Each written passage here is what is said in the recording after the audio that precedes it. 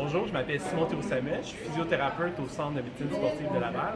J'ai une expertise dans le traitement et l'évaluation de la course à pied chez les coureurs.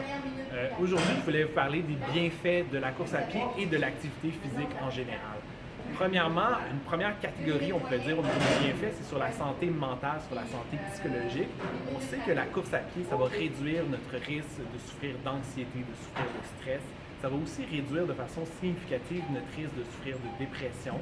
Ça peut même aider si on a une dépression légère, modérée, pratiquement au même niveau que de prendre un antidépresseur, de prendre un médicament.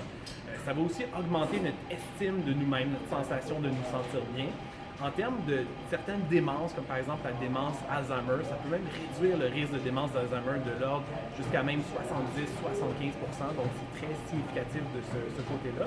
Ça va même aussi améliorer la qualité de notre sommeil et réduire notre risque de souffrir d'insomnie.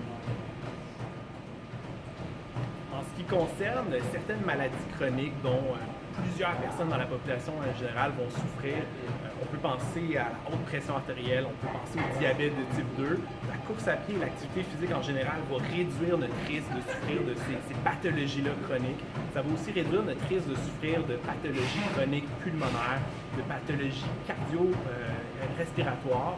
Ça va aussi réduire notre risque de faire un accident vasculaire cérébral.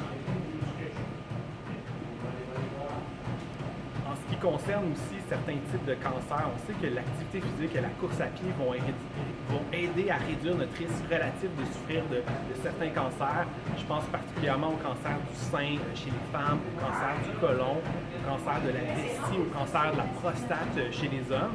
Par exemple, pour le cancer de la prostate, on peut parler d'une diminution de risque plus modérée de l'ordre de 30 mais par exemple, pour le cancer du sein ou pour le cancer du côlon, ça peut être beaucoup plus élevé comme réduction du risque de l'ordre de 50 à 60